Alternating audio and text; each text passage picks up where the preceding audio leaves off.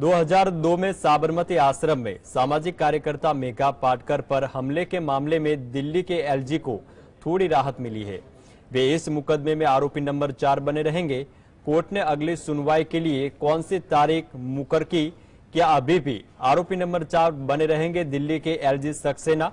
High court के फैसलों को समझने के लिए देखिए स्पेशल की रिपोर्ट अंदर की बात। 2002 साबरमती आश्रम में सामाजिक कार्यकर्ता मेघा पाटकर पर हमले के मामले में आरोपी दिल्ली के एलजी वीके सक्सेना को अभी फौरी राहत मिली है। गुजरात हाईकोर्ट की वैकेशन बेंच ने वीके सक्सेना के खिलाफ आपराधिक मुकदमा चलाने पर फिलहाल अंतरिम रोक लगाई है। कोर्ट ने अगली सुनवाई के लिए 19 जून की तारीख तय करते हुए इस मामले में पीड़ित मेघा पाटकर को नोटिस जारी किया है। वीके सक्सेना पिछले साल 26 मई को दिल्ली के उपराज्यपाल बने थे। न्यायमूर्ति एम.के. ठक्कर ने सक्सेना को अंतरिम राहत देते हुए निचली अदालत में उनके खिलाफ मामला लंबित रहने और उनकी याचिका का निस्तारण न होने तक कार्यवाही पर रोक लगा दी है। इस याचिका में सक्सेना ने दिल्ली के उपराज्यपाल पद पर बने रहने तक उनके खिलाफ मुकदमे में सुनवाई स्थगित करने की अपील खारिज करने के मेट्रोपॉलिटन अदालत के आदेश को चुनौती दी है। अदालत ने राज्य सरकार और शिकायतकर्ता पाटकर को भी नोटिस जारी किया और मामले में अगली सुनवाई के लिए 19 जून की तारीख तय की। 8 मई को मेट्रोपॉलिटन मैजिस्ट्रेट पीसी गोस्वामी की अदालत ने 10 अप्रैल 2002 के मामले में सक्सेना के खिलाफ सुनवाई पर रोक लगाने से इनकार कर दिया था। Bureau report, GSTV। ऑस्ट्रेलिया में पीएम मोदी ने मंदिरों पर हमले का मुद्दा उठाया। पीएम मोदी ने कहा कि भारत और ऑस्ट्रेलिया के सौहार्दपूर्ण रिश्ते को कोई भी तत्व अपने विचार अथवा एक्शन से आघात पहुंचाए, यह हमें स्वीकार नहीं है। प्रधानमंत्री अल्बनीज ने इस संदर्भ में जो कदम उठाए इसके लिए हम उनका धन्यवाद करते हैं। तो मंदिरों पर खालिस्तानी हमले के मामले क्या बोले प्रधानमंत्री मोदी, देखते हैं रिपोर्ट अंदर की बात में।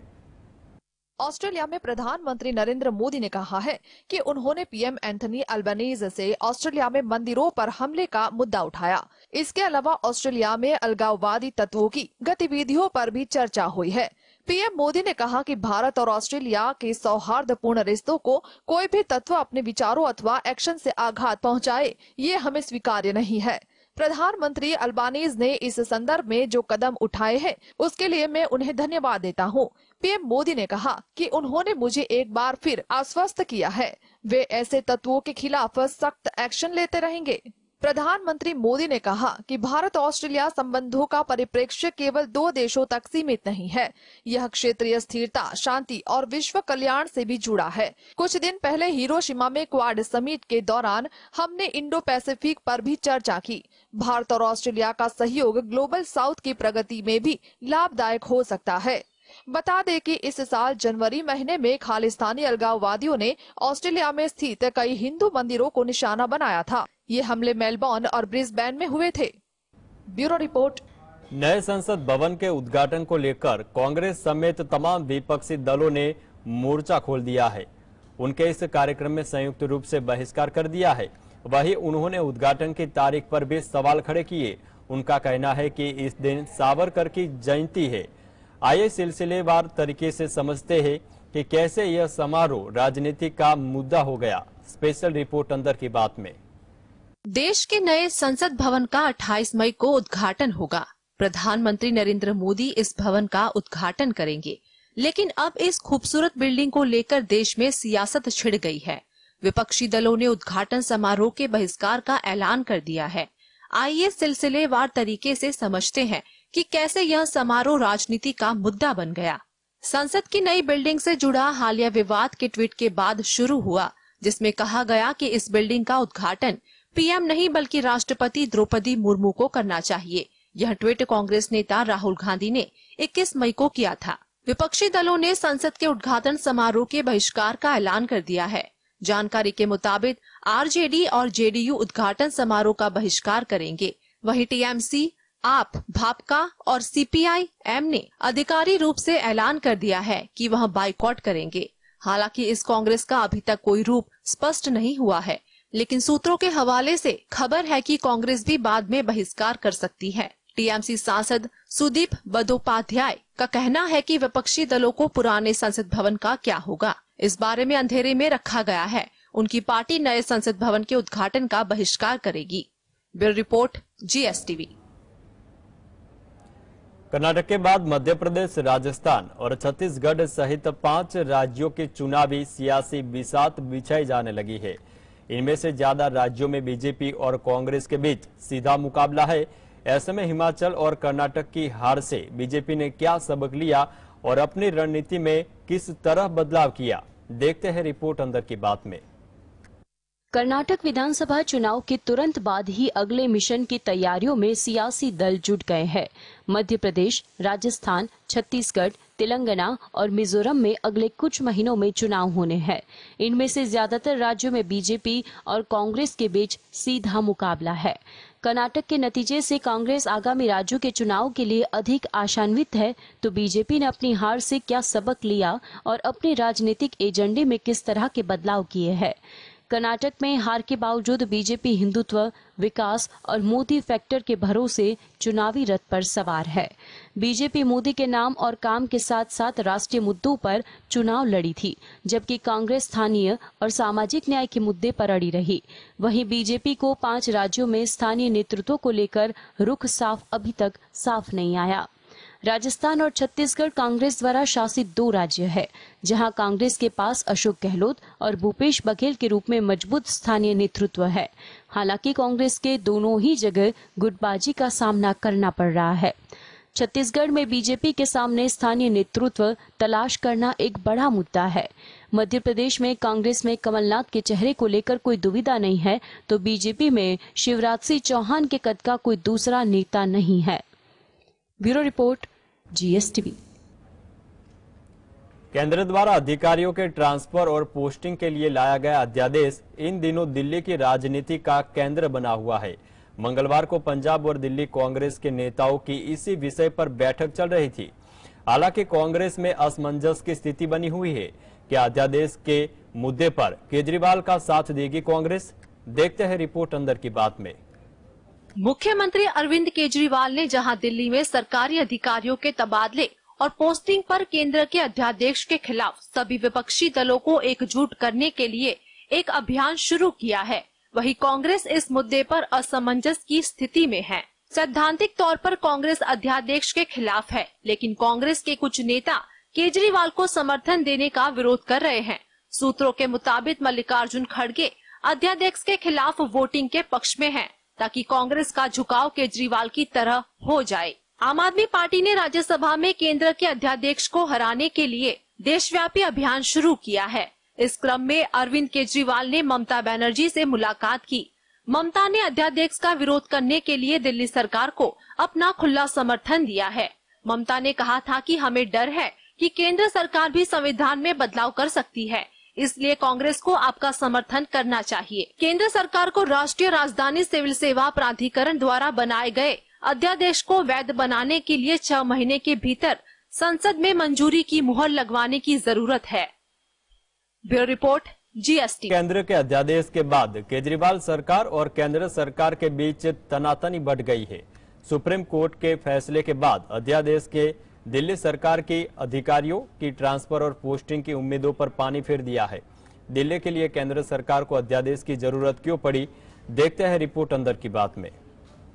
11 मई को भारत की शीर्ष अदालत ने दिल्ली सरकार को बड़ी राहत देते हुए फैसला दिया कि पब्लिक ऑर्डर, पुलिस और जमीन को छोड़कर बाकी सभी सेवाएं दिल्ली सरकार के नियंत्रण में होगी। कोर्ट ने अपने फैसले में कहा था कि इन सेवाओं पर दिल्ली सरकार का विधायी और प्रशासकीय नियंत्रण होगा, यानी अफसरों के तबादले और पोस्टिंग सरकार के हाथ में होगी।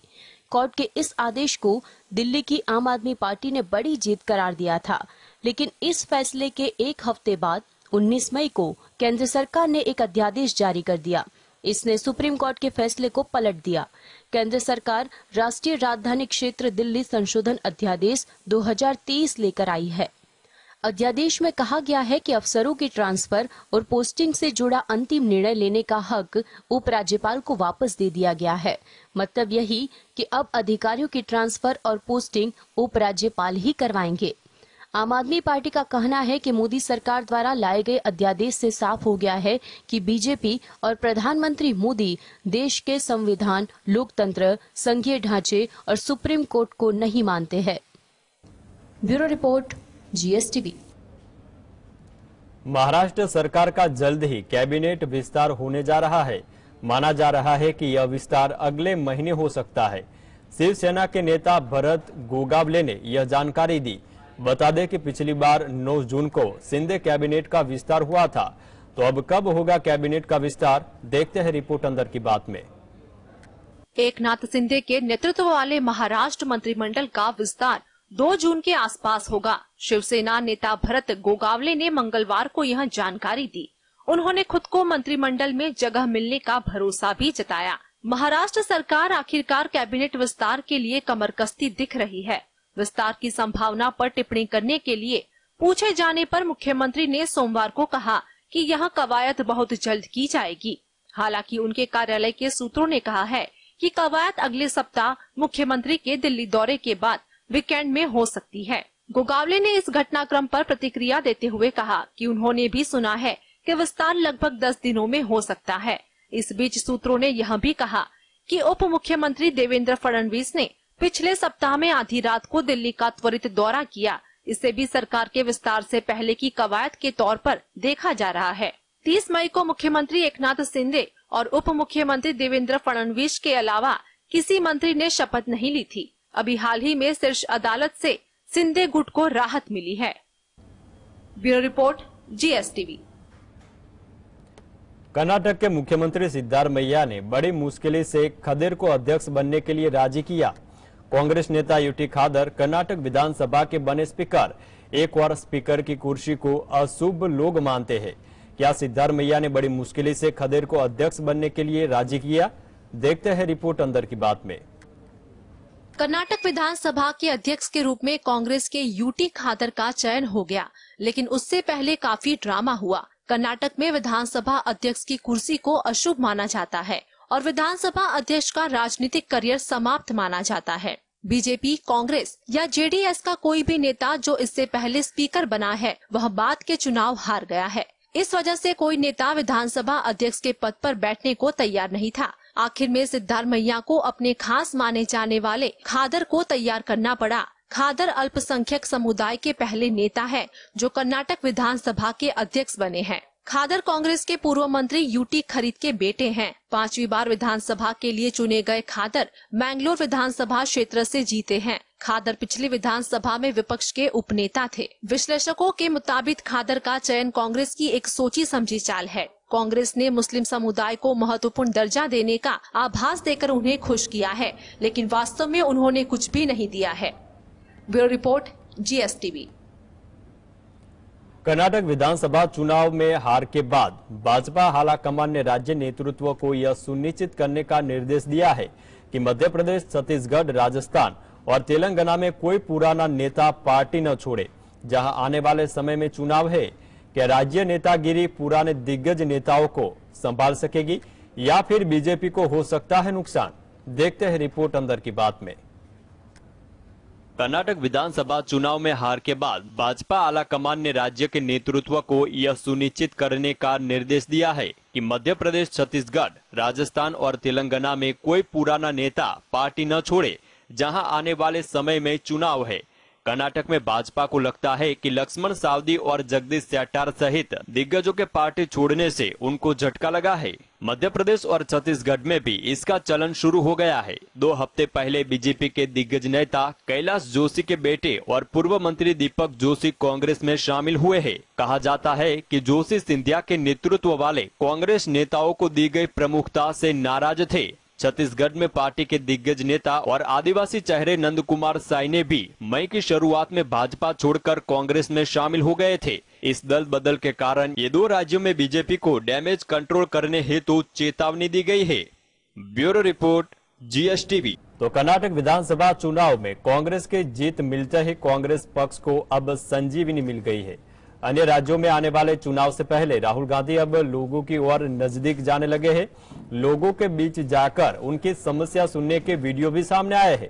क्या इस राहुल गांधी के एक्शन से बढ़ी बीजेपी की चिंता कि आने वाले चुनावों में इसी एक्शन से कांग्रेस को होगा फायदा। देखते हैं रिपोर्ट अंदर की बात में। कर्नाटक विधानसभा चुनाव में जीत के बाद कांग्रेस का विश्वास बढ़ा है।